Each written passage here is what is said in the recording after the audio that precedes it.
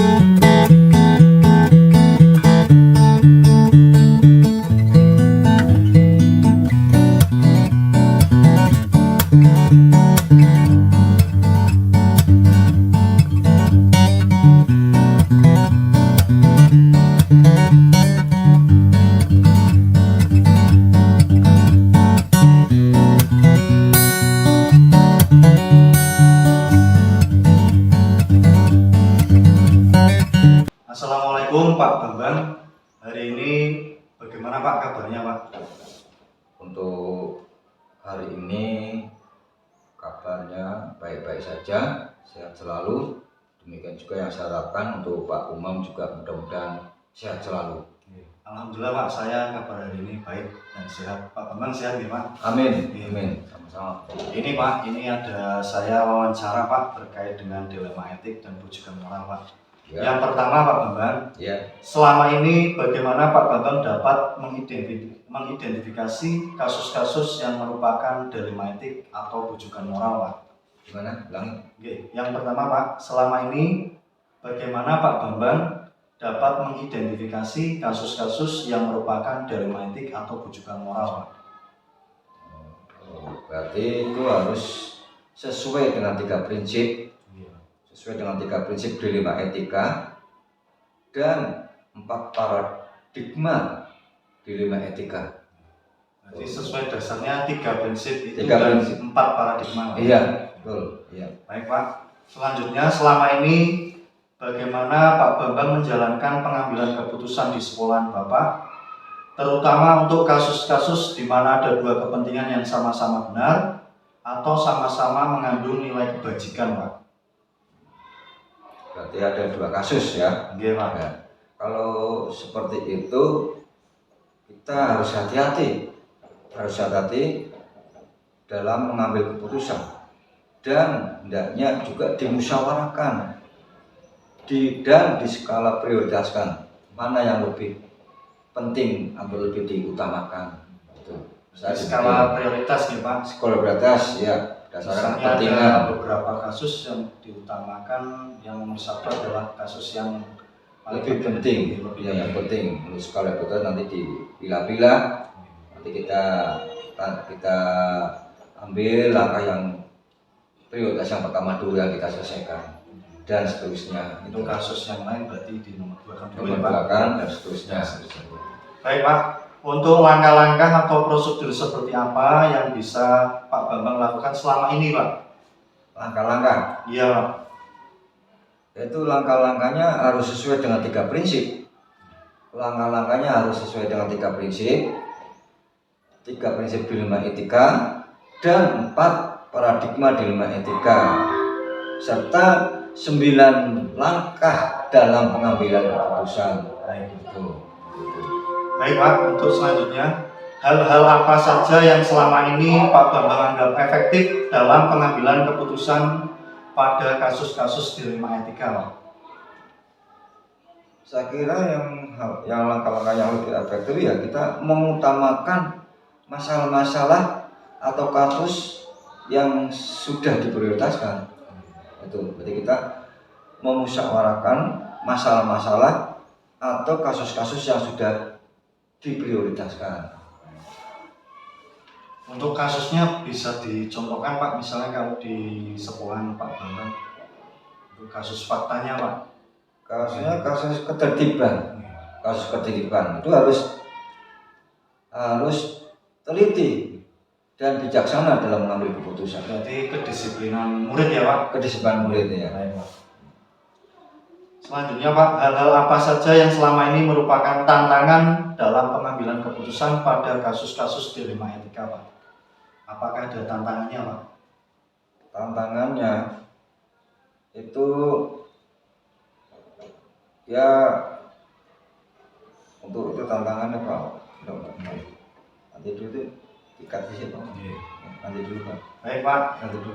Bisa ikhtiar berjalan Pak. Ini, Pak. Berjalan pertanyaan sih. Ini menyimak jawabannya ini, Pak. Ini. Langsung kamu tiket. Baik, Pak. Untuk hal-hal apa saja yang selama ini merupakan tantangan dalam pengambilan keputusan pada kasus-kasus dilema etika? Kalau tantangannya ya kita harus teliti dan bijaksana dalam mengambil keputusan. Jadi harus teliti, Pak. Kita harus bijaksana, Pak. Teliti dalam hal ini jangan sampai kita menyelesaikan masalah tetapi menimbulkan masalah. Kita harus teliti dan bijaksana. Karena apa? Karena sebuah kebijaksanaan itu juga bisa saja dianggap tidak bijaksana kalau kita tidak teliti. Betul. Baik, Pak. Apakah Pak Bambang memiliki sebuah tatkala atau jadwal tertentu dalam sebuah penyelesaian kasus dilema etika? Apakah Pak Bambang langsung menyelesaikan di tempat atau memiliki sebuah jadwal untuk menyelesaikannya? Bentuk atau prosedur seperti apa yang Pak Bambang jalankan, Pak? Untuk itu karena sebuah kasus itu terjadinya yang kita juga tidak tahu pada kapan-kapannya, maka rata-rata itu tidak saya jadwal, tetapi kita selesaikan di tempat. Karena timbulnya kasus tidak melihat kapan akan terjadi, jadi saya tidak bisa membuat jadwalnya. Tetapi kalau ada kasus yang kita selesaikan secepat mungkin. Tanpa saya jadwal memang. Berarti tidak dijadwal. Tidak saya jadwal. Diselesaikan di tempat. Tapi diselesaikan di tempat. Baik, Pak. Adakah seseorang atau faktor-faktor apa yang selama ini mempermudah atau membantu Pak Bambang dalam pengambilan keputusan dalam kasus-kasus dilema etika, Pak?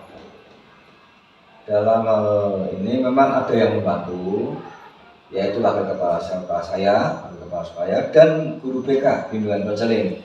Karena itu bukan semata-mata membantu, tapi saya ajak sharing, kolaborasikan. Jadi saya sampaikan pada beliaunya, biar sama-sama kita penyelesaiannya biar sama-sama yang betul-betul mengena, seperti itu. Karena tadi kasusnya terkait murid nih, Pak. Iya. Jadi guru konseling harus diikut sertakan, BK bimbingan konseling. Baik, Pak. Dari semua hal yang telah saya sampaikan, Pak, pembelajaran apa yang dapat Pak Bambang petik dari pengalaman Bapak dalam mengambil keputusan dilema etika, Pak? Pengalaman yang saya dapatkan bahwa pengambilan keputusan harus dimusyawarahkan. Pengalaman saya itu harus dimusyawarahkan. Dengan siapa? Dengan semua Bapak Ibu guru, bahkan kepada semua stakeholder yang ada di sekolah itu. Jadi kita sampaikan pada Bapak Ibu guru, kemudian stakeholdernya semua saja warga sekolah kita musyawarahkan, dan yang tidak kalah pentingnya harus hati-hati dan penuh tanggung jawab. Berarti semua Bapak Ibu guru ya, Pak? Saya katakan, saya ikutkan. Kemudian komite sekolah juga ya, Pak? Termasuk komite sekolah, betul, termasuk komite sekolah, iya. Dan kalau memang kasusnya besar berarti harus sampai dinas ya, Pak? Kalau sampai sekarang tidak ada. Tapi dilibatkan tidak, Pak, misalnya dinas, Pak? Kalau memang perlu ke sana ya sampai ke sana. Baik, Pak. Berarti semuanya harus ikut serta stakeholder tersebut ya Pak. Iya, betul. Baik Pak Bambang, terima kasih sudah cukup Pak wawancara hari ini. Semoga bisa bermanfaat untuk saya Pak, untuk kedepannya Pak. Terima kasih Pak Bambang. Iya. Wassalamualaikum warahmatullahi wabarakatuh. Sama-sama Pak Umam. Semoga bermanfaat untuk Pak Umam sebagai guru CGP. Terima kasih sekali, termasuk bagian daripada kegiatannya Pak Umam. Saya Heri. Assalamualaikum warahmatullahi wabarakatuh. Waalaikumsalam. Terima kasih Pak Bambang. Matur suwun Pak.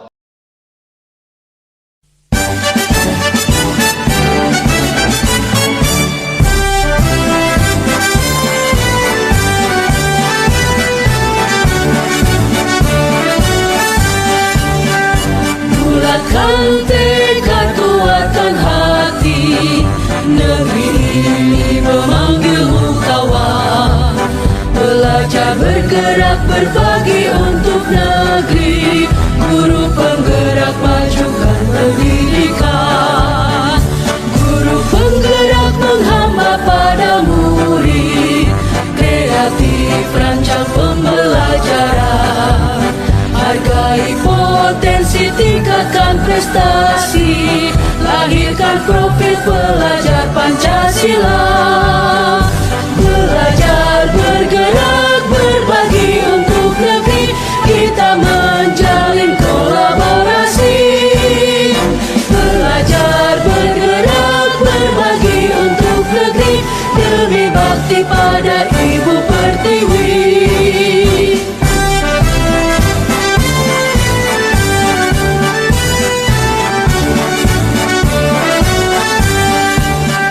Sekian aksi nyata yang bisa saya sampaikan.